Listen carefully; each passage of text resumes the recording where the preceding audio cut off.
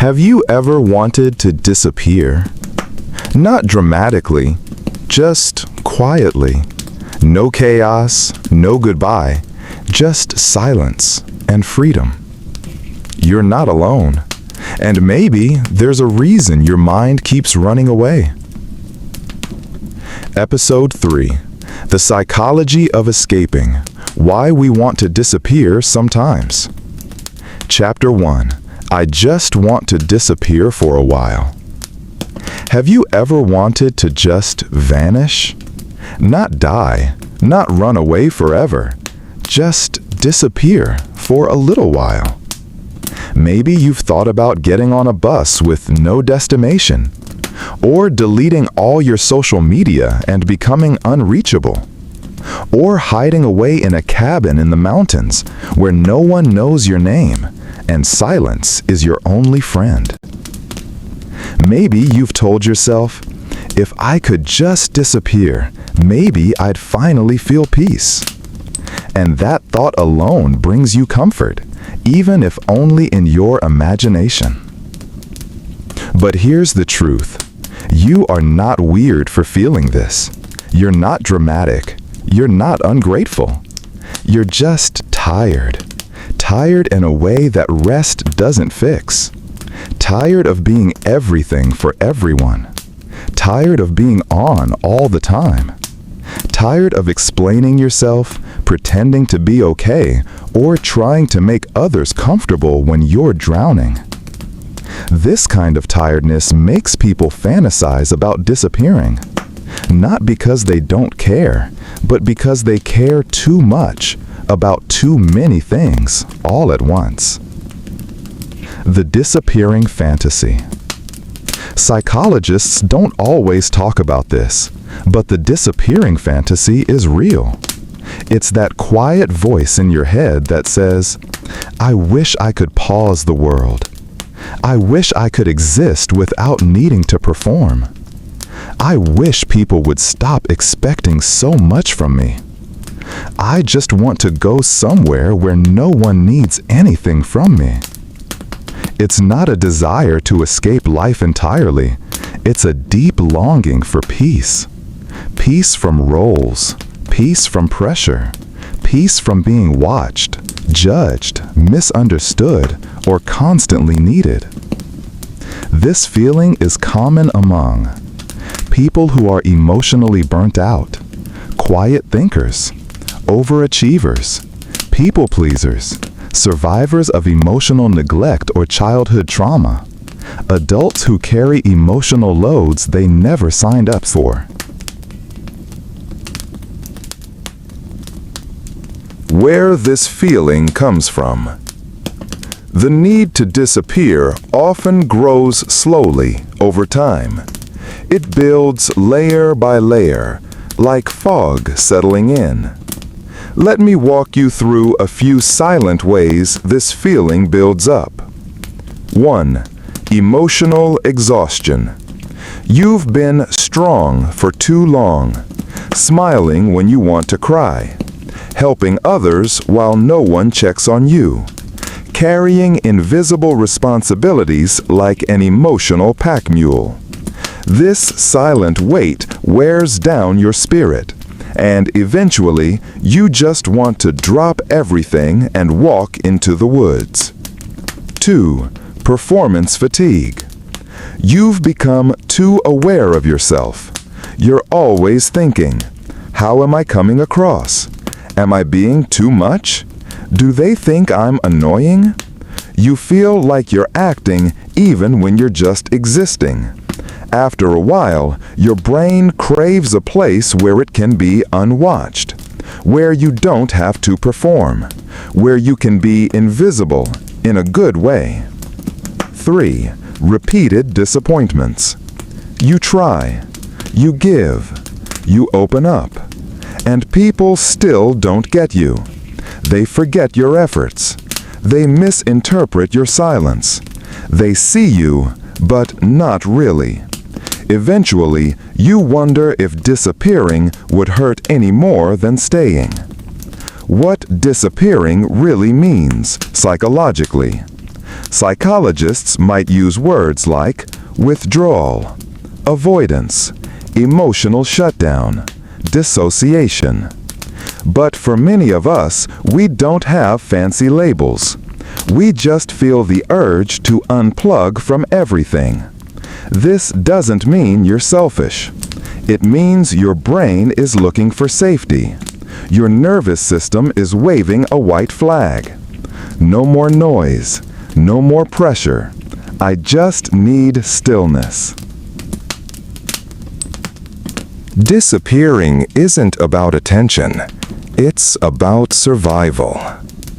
The safety we crave. Let's talk about what disappearing looks like in everyday life.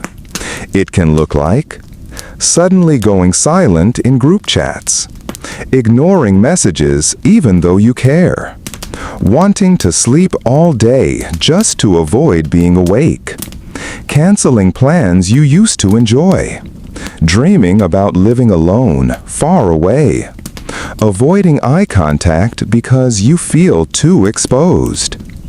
This is not laziness. This is not being antisocial. This is not flakiness. This is your mind trying to protect you. This is emotional exhaustion wearing the mask of isolation. What you might be saying, but don't say out loud. If we could translate what your silence is really saying, maybe it would sound like this. I'm tired of being the strong one. I want someone to check on me for once. I don't want to pretend I'm okay anymore. I want to feel safe without needing to disappear. I wish someone would understand me without needing a full explanation. I want to be missed, not needed. I'm not trying to leave everyone. I'm trying to find myself. These aren't selfish thoughts. They're honest. They're brave. They're the voice of a tired soul that has been running on empty. When the world feels too loud. Have you ever been in a quiet room but still felt overwhelmed? That's your inner world screaming.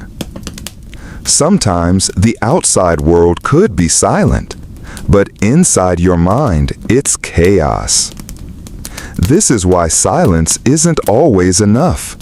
What you really need is inner silence, stillness, calm, slowness. But the modern world doesn't make space for that. So we dream about running away, or being someone else, or waking up in a place where no one expects anything from us. These aren't weird thoughts. They are messages from your nervous system. The need for emotional hibernation. Think of how animals hibernate in winter. They don't do it because they're lazy. They do it because it's how they survive. Some seasons in life feel cold, emotionally, lonely, heavy, colorless. And disappearing becomes a form of emotional hibernation, a way to rest, to go inward, to escape the noise.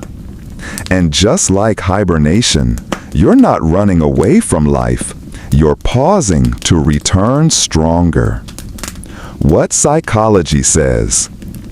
Let's pull from some science to understand this better. The freeze or fawn response, Dr. Pete Walker's trauma model, explains how some people shut down or overplease when overwhelmed, often leading to burnout. Sensory overload, common in empaths and neurodivergent individuals, can cause the need to isolate and reboot. The default mode network of the brain becomes overactive in people who overthink, making them more prone to daydreaming, fantasy escape, or internal spiraling. Studies show people with childhood emotional neglect often become self-reliant to the point of self-erasure because disappearing feels safer than asking for help. In short, wanting to disappear isn't random. It's rooted in how your mind learned to survive. What you really want. Deep down, what you want isn't disappearance. You want rest, peace, stillness, freedom from pressure, emotional safety, space to breathe without guilt, a place where your presence is enough, not your performance. That's not too much to ask. That's being human. Let's talk about it. What would it look like if you gave yourself permission to pause, to go silent without guilt, to take a break from being available all the time, to disappear, not out of pain, but out of love for yourself? You don't need to vanish to be whole.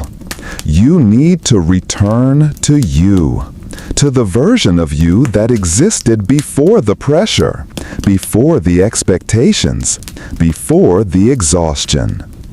And if no one ever told you this, let me say it now. You are allowed to rest. You are allowed to step back. You are allowed to not explain. You are allowed to not be strong for everyone. You are still worthy, even when you are still. Chapter 2. The Science of Wanting to Escape. Have you ever sat in the middle of a room, surrounded by people, and still felt like your mind was drifting far away? Like your body is here, but your brain has already packed its bags and left? That's the psychology of escaping. It doesn't always look like running away. It looks like zoning out. It looks like scrolling endlessly. It looks like fantasizing about starting over in a different life. And you're not alone. This chapter is about the real science behind wanting to escape, not in a dangerous way, but in a silent, slow, invisible way. It's the kind of escape no one sees, but you feel it every single day. Let's explore the deep, quiet truths behind why so many of us want to disappear, and what your brain is actually trying to do when you feel this way. Your mind's escape door. Let's imagine your brain is a room. When it gets too hot, too loud, too crowded, too pressured, it opens a door. That door is your escape fantasy. You might daydream about disappearing, or living in a quiet cabin by yourself, or working a job where no one talks to you, or leaving your phone behind and never returning. These aren't selfish thoughts. These are coping thoughts. Your mind is trying to protect you from overheating. Because when life feels too much, your brain looks for space. Not to be dramatic, not to run away, but to survive. What causes escape thoughts? Psychologists and neuroscientists have studied this deeply. There are 5 major reasons the human brain creates the need to escape. Let's go through them one by one. 1. Emotional burnout. Burnout doesn't just come from work. It comes from being too emotionally available. It's when you carry the weight of being the good listener, the dependable one, the fixer, the I'm fine friend. Emotional burnout makes your inner world feel dry, tired, and stretched too thin. And so your brain starts whispering, wouldn't it be nice to just disappear for a while? Wouldn't it be easier if no one needed you for anything? This is not weakness. This is your body asking for quiet. 2. Sensory overload. The human nervous system wasn't built for non-stop alerts, noise, news, and notifications.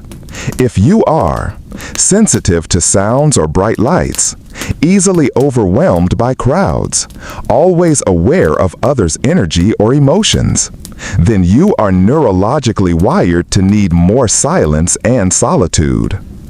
People with highly sensitive nervous systems, HSPs, often fantasize about escaping to a place with no noise, no pressure, no judgment, just stillness. And that's not avoidance, it's regulation. Your body is trying to balance itself. 3. Chronic rejection or neglect. This one is deep. If you grew up feeling ignored, dismissed, like your emotions were too much, like your needs weren't valid, you probably learned to shrink yourself emotionally. You might not trust people to understand you. You might feel more comfortable with distance than connection. And you might fantasize about disappearing, not to be alone, but to finally feel safe. This isn't about running from love. It's about running from disappointment. 4. Role fatigue. This is something people rarely talk about, but it's real. Role fatigue happens when you get tired of the character you're expected to play. Maybe you're always the happy one, the strong one, the achiever, the peacemaker, the one who doesn't complain. Over time, this role becomes a costume that's too heavy. You wear it every day, but it starts to suffocate you.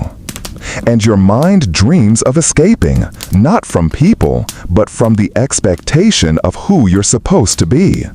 What if I could be someone else? What if I didn't have to explain myself anymore? What if I didn't always have to be okay? That fantasy is a signal that your true self is exhausted. 5. Information overload and mental noise. We live in a world where you're expected to know everything, be available 24/7, and make constant decisions. Even when you're resting, your brain is still thinking, did I reply to that message? What if they're upset with me? Did I say something wrong earlier? Am I doing enough with my life? It's like being in a room where someone keeps turning up the volume. And so you imagine turning it off. That escape fantasy, it's not laziness. It's your brain trying to lower the noise. What happens in the brain? Let's talk about the neurological side of escaping. When your brain gets overwhelmed, it activates something called the default mode network. This is the part of the brain that wanders, reflects, fantasizes, daydreams. It's most active when you're alone or not focused on tasks. In people who feel emotionally flooded, the DMN becomes overactive. This leads to more daydreaming, more inner dialogue, more escape fantasies, more what-if scenarios. This is your mind's way of protecting you from emotional overheating. The brain says, if I can't fix this, maybe I can imagine something better. And that's when we start dreaming of new jobs, new identities, moving away, being unreachable, starting a quiet life somewhere far, far away. The dissociation effect. Another psychological term that explains this is dissociation. It's when your mind starts to disconnect from your surroundings, not because you're broken, but because you feel unsafe, overwhelmed, or helpless. This can look like feeling numb, not recognizing yourself in the mirror, going quiet without meaning to, feeling like you're floating outside your own body, watching your life like a movie, not living it. Dissociation is common in trauma survivors, people with long-term stress, people who have been emotionally ignored. In short, your brain is pulling the emergency brake. It's trying to keep you safe by shutting down extra systems. And that feeling of, I want to disappear, it's dissociation's quiet voice saying, let's go somewhere quieter, even if it's only in our head. Real-life studies that prove this. Let's back this up with some real data. 1. Dr. Bessel van der Kolk, author of The Body Keeps the Score. found that trauma survivors often use mental escaping to cope with feeling powerless. The body remembers what the mind cannot say. 2. Cornell University, the spotlight effect. Proves that people think others are paying more attention to them than they actually are, causing self-awareness and the need to escape social attention. 3. Dr. Elaine Aron, highly sensitive person research. Found that sensitive people process stimuli more deeply, making them more prone to overwhelm and emotional retreat. 4. APA Journal, Escapism in Modern Media. Explains how people often turn to fantasy, gaming, isolation, and imagination not to run away, but to emotionally regulate. These studies show that wanting to disappear isn't rare. It's rooted in how the human nervous system defends itself. What your brain actually wants. The fantasy of disappearing is not about vanishing. It's wanting to stop performing, to rest without guilt, to be yourself without needing to explain, to be seen without being exposed. It's the craving for safety, peace, and authenticity. And the good news? You can build that. Slowly, softly, without disappearing forever. Chapter 3. When silence feels safer than being seen. There are days when all you want is silence. Not because you're angry, not because you're shy, but because silence feels safer than speaking. It feels safer than being noticed, safer than being misunderstood, safer than having to explain something your heart doesn't even have the words for. And in that silence, there's a quiet thought that echoes. Maybe if I stay invisible, I won't get hurt. Let's talk about this part of escaping, the emotional reason why being unseen feels comforting, the hidden psychology behind shrinking yourself, and why the fantasy of disappearing is often rooted in a deep history of feeling too exposed, too misread, too tired. This is a soft chapter. We're not rushing here. Let's move slow. Wearing the mask too long. Do you remember the first time someone misunderstood you? Maybe you were trying to be kind and they called you fake. Maybe you were honest and they said you were too much. Maybe you opened up and they used it against you. Moments like this, even small ones, add up. So little by little, you start to wear a mask. You smile even when you're tired. You stay quiet even when you have something to say. You act like things don't hurt even though they do. And slowly, invisibility becomes easier than being misunderstood. If they don't see me, they can't judge me. If I don't speak, I can't be misquoted. If I don't show emotion, I can't be mocked for it. This is emotional self-protection. Not because you're weak, but because you've been too strong for too long. The fear of being known. It might sound strange, but many people fear being truly known. Because being known means being vulnerable, being seen on your bad days, being exposed to judgment, letting go of control, risking rejection. And if you've ever had your trust broken, or if you grew up in a space where you weren't allowed to express your true self, being invisible becomes a kind of safety net. You start believing, they only like the version of me I perform. If they knew the real me, they'd leave. It's better to stay small than to risk being seen and disliked. This is not paranoia. It's a reflection of past pain. And that pain leads to a fantasy where you disappear.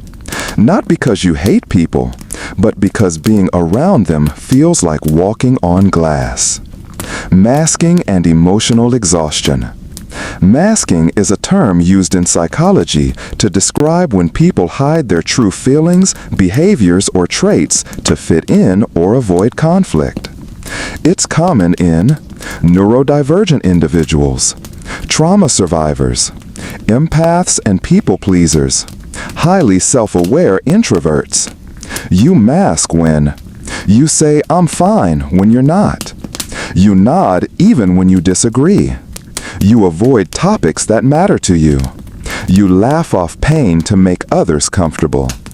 And over time, this leads to emotional fatigue, identity confusion, anxiety in social situations, deep cravings for solitude. That craving becomes a disappearing fantasy, a place where you don't have to mask, where you don't have to manage anyone's perception of you, where you can just be without explanation. Real life example, Sarah's story. Sarah is 29. She's a graphic designer. To everyone around her, she's calm, competent, easy to work with. But what no one sees is that every day she feels like she's acting. At work, she plays the chill coworker. At home, she's the helpful daughter. With friends, she's the strong one. But inside, she's exhausted. She told her therapist, "I just want to not exist for a while. I'm so tired of pretending." Her therapist didn't tell her she was dramatic. Instead, she explained that Sarah was experiencing role fatigue and emotional masking burnout. Her desire to disappear wasn't about death. It was about rest. And she's not alone. Millions of people feel this every day. The psychology of invisibility. Wanting to disappear isn't about wanting to be forgotten. It's about wanting to stop performing. Here's what psychology tells us. Social rejection sensitivity is real. People who've been criticized or excluded often develop a hypersensitivity to judgment, causing them to withdraw or isolate. Self-monitoring can become unhealthy. Constantly watching how you act, speak, and move creates social exhaustion. Negative self-image formed in childhood leads to believing you're too much or not enough, so you hide. Emotional overcontrol, often developed in strict or chaotic homes, causes people to freeze their expression as a form of safety. All of this leads to the same conclusion. It's safer if no one sees the real me. What silence feels like. For some, silence is lonely. But for others, silence is freedom. In silence, no one expects you to smile. No one judges your tone. No one interrupts your thoughts. No one demands an answer. Silence becomes a soft space, a place where your soul can breathe. And that's why people crave it, especially people who've been told they're too sensitive, or too quiet, or too complicated, or too deep. In silence, you don't have to be anything other than just present. You are not broken. Let's pause here and say something important. If you crave disappearing, if silence feels like home, if being seen makes you nervous, you are not broken. You are responding to a world that often asks people to be loud, fast, and emotionally simple. But you feel deeply. You notice more. You carry more than you say. And that makes disappearing feel like the only way to feel light again. But here's a truth you need to hear. You don't need to disappear. You need to feel safe. You need space. You need acceptance without performance. You need connection without noise. And that starts by acknowledging what you've carried in silence. Chapter 4. Quiet Escapes in the Modern World. You probably didn't pack a bag. You didn't leave a note. You didn't even leave your house. But somewhere inside you, you've disappeared. You show up for work. You reply to messages. You post the occasional smile. But emotionally, you're far away. And here's what most people don't realize. Disappearing doesn't always look dramatic. Sometimes it looks normal. Sometimes it wears a mask. Sometimes it lives in the tiny habits we repeat every day without ever calling them escape. In this chapter, we'll talk about the modern ways people disappear, even while staying physically present. The invisible escapes we take to survive. And how this quiet urge to leave without leaving is actually heartbreak in slow motion. Fantasy of starting over. Ever looked at a map and thought, what if I moved to a city where no one knows me? You scroll through videos of quiet towns. You save pictures of apartments you'll never rent. You imagine walking into a coffee shop where no one expects you to be funny, productive, or okay. That fantasy? It's not about location. It's about liberation. It's about wanting to live without a backstory, without people reminding you of your mistakes, without roles you never chose. This is one of the most common forms of emotional escape in our generation. And it whispers, if I could just hit reset, maybe I'd finally breathe. Disappearing in digital spaces. Let's talk about scrolling, not just casually, but endlessly. You're not searching for anything. You're not entertained. You're just numbing. People call it procrastination, but often it's emotional anesthesia. Because if you scroll long enough, you don't have to think. You don't have to feel. You don't have to exist, not fully. You escape inside your phone, and your brain thanks you for just a few moments of silence. But afterwards, the guilt creeps in, and the disappearing fantasy returns, this time with shame. Why can't I focus? Why am I like this? Why can't I just be normal? But hear this. You're not lazy. You're overwhelmed. You're not broken. You're protecting yourself the only way you know how. Bed as a disappearing act. Sometimes disappearing looks like staying in bed long after you're awake, skipping meals without meaning to, pretending to be asleep when someone calls, letting your phone battery die and feeling oddly relieved. These aren't attention-seeking behaviors. They are signs of emotional depletion. And still, you beat yourself up for it. But listen, you don't need to earn rest. You don't need to explain stillness. You don't need to apologize for needing a pause. Because when life feels like a noise you can't turn off, bed becomes the only safe place left. Ghosting isn't always cruel. Let's talk about something hard. Ghosting. When someone disappears without explanation, we assume they're heartless. But sometimes, ghosting is a cry for help with no sound. You didn't respond to that message, not because you didn't care, but because the idea of replying felt like lifting a mountain. You didn't call back, not because you forgot, but because talking felt like drowning. You ghosted not out of rudeness, but out of emotional suffocation. This is not an excuse, but it is a reminder. Not all silence is apathy. Sometimes it's survival. Craving solitude, not isolation. You can love people deeply and still feel like you need to disappear from them sometimes. You can enjoy being part of a community and still want to be left alone. This isn't contradiction. This is emotional recalibration. In solitude, you recharge, you process, you reconnect with your own voice, the one that gets drowned out in groups. This is especially true if you're an introvert. You've been overstimulated.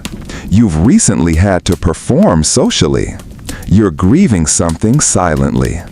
The fantasy of disappearing is often just a fantasy of returning to yourself. Why we romanticize escape? Let's pause and ask, why do we romanticize escape? Why do we dream of solo train rides, rainy afternoons with no obligations, starting over in a city with a fake name, living off the grid, changing our identity? Here's why. Because real life is overwhelmed, and fantasy is free. Escape fantasies give you what real life won't: control, stillness, reinvention, simplicity, an end to performance. And your brain needs that fantasy. Even if you never act on it, the imagination alone helps you cope. But here's the danger. When escape becomes your only comfort, reality starts to feel like a punishment. And that's when emotional numbness sets in. You don't need to disappear to heal. So what now? What do you do with all this desire to vanish? You listen to it. Because disappearing fantasies are messengers. They're not the enemy. They're your nervous system asking, can I rest now? Can I stop performing? Can I stop pretending I'm okay? Can I go where I'm not needed, just wanted? You don't need to buy a one-way ticket to silence. You don't need to become unreachable. What you need is safe space, where you can be soft, where your presence is enough, where peace doesn't come from vanishing, but from being accepted. And maybe, just maybe, you're allowed to build that. Not someday, not when you've earned it, but now, right here, even in your current life. Final reflections. What if your disappearing fantasy isn't about running away, but about coming home, to yourself, to your peace, to the version of you who doesn't need to explain their tiredness to be believed? You're not weak. You're not dramatic. You're not selfish. You're simply trying to feel whole in a world that keeps asking for pieces of you. And if no one ever told you this, you are allowed to stop performing. You are allowed to take up space quietly. You are allowed to exist even when you are tired.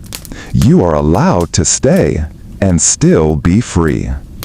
If this episode made you feel seen, don't keep it to yourself. Share it with someone. Leave a comment with the moment that hit home. Subscribe for more late-night stories about what no one says out loud. You're not alone, and you don't have to disappear to feel safe anymore. Welcome to Sleepless Society.